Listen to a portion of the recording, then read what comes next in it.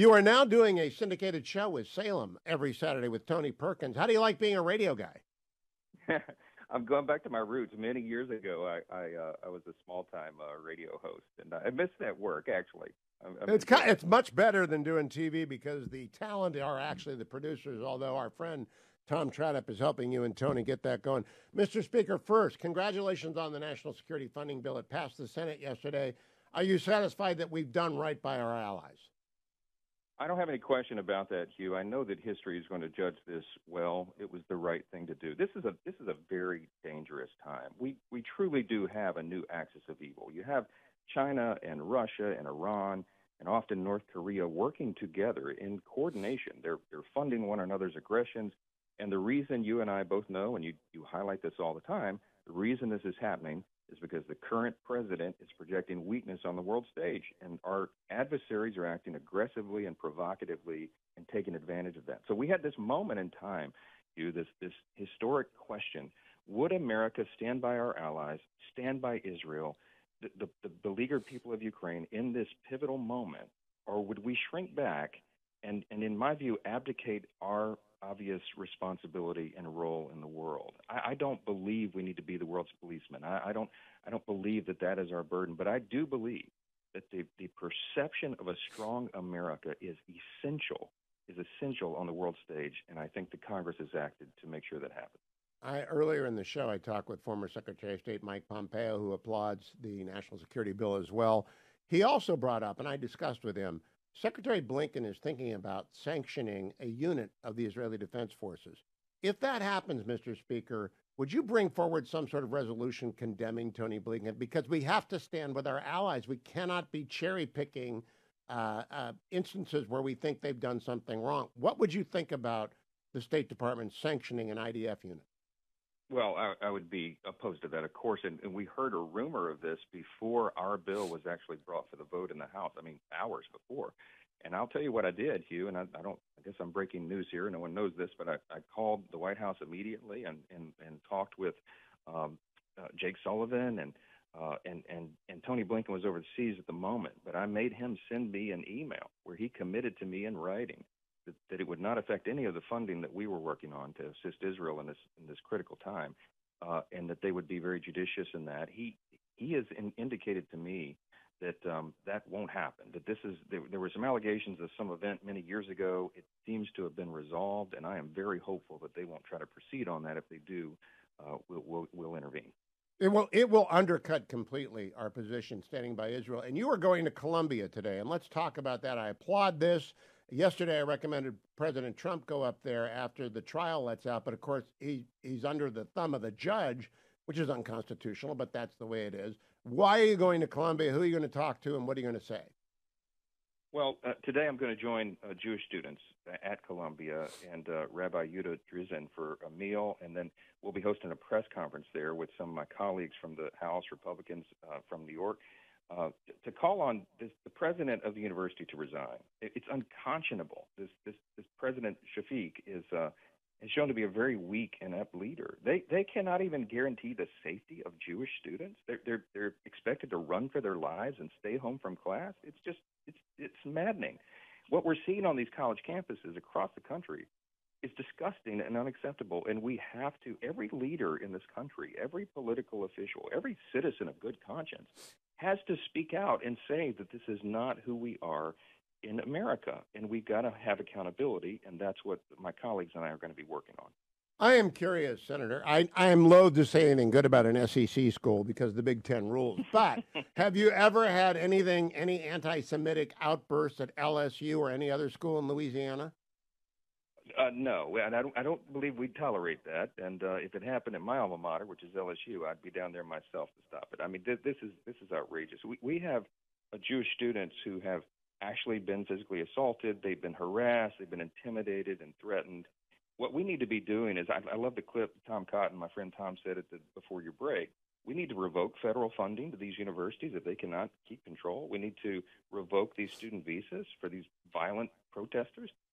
You don't have a right to be here and to do this, but Jewish students have a right to be able to peacefully attend classes. They're trying to get an education, and this is just madness. And I've seen some of these man on the street interviews with some of these kids who are protesting.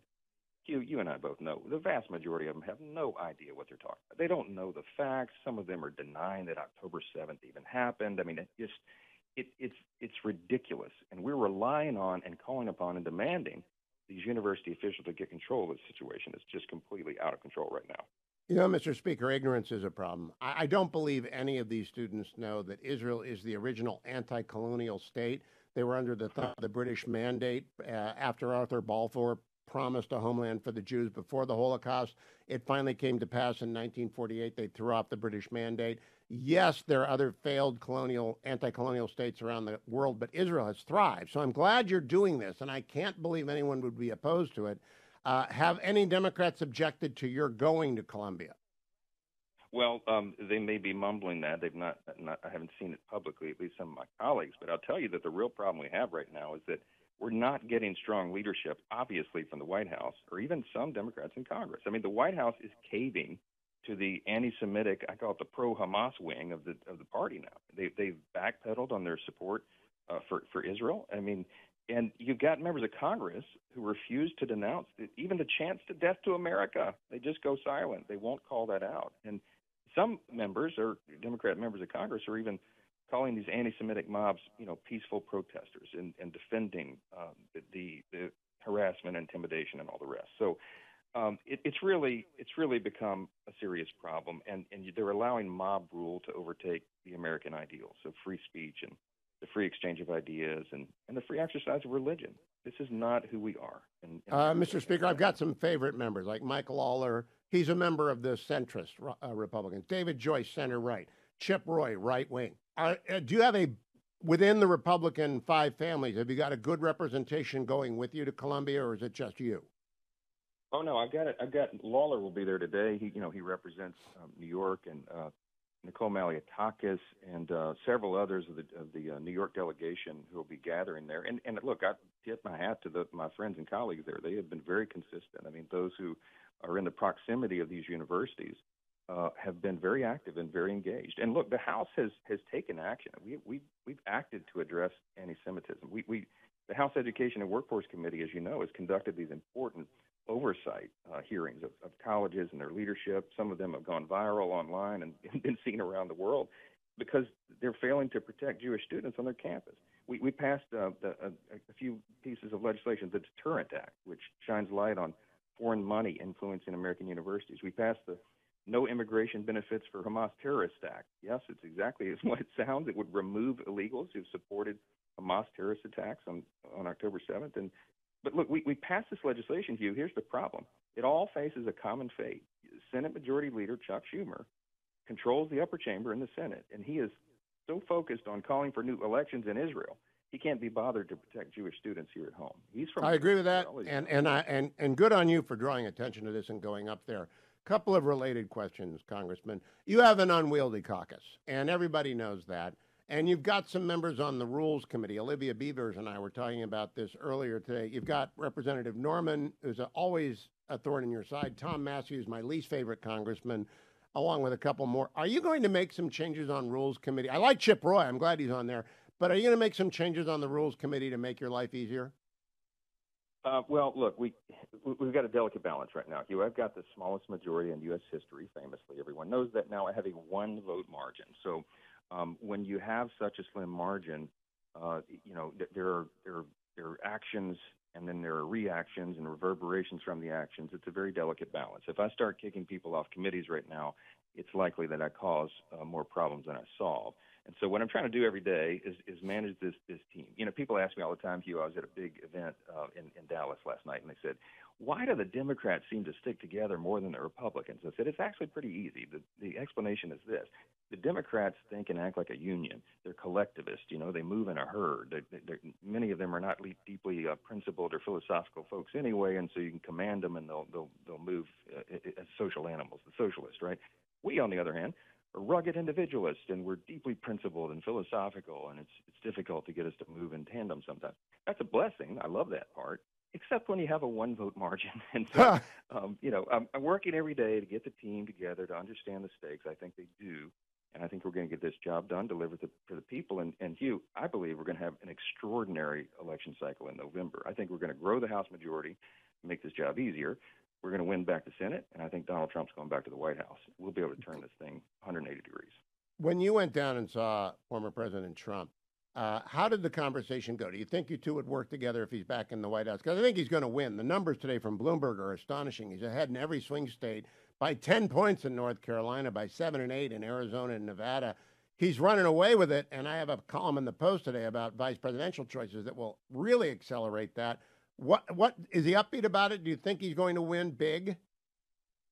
I do. I think he's going to win big, and I think it's going to be historic. And I've known him now for 8 years. We came to Washington at the same time in January 2017, and we have a very close relationship, and I've enjoyed that. And I think it's important. It's going to be critical going forward, and when the new Congress and the new term begins in January, that the Speaker of the House and the President work in tandem on a principled, agenda that's aggressive. We have so many things to fix, and I told him, Hugh, recently in a conversation. So, Mr. President, I'm going to state the obvious. In your next term, you could be the most consequential president of the modern era because there are so many things to fix. I think he understands that. He's thinking a lot about the importance of this and what his legacy will be, and I think it's going to be extraordinary.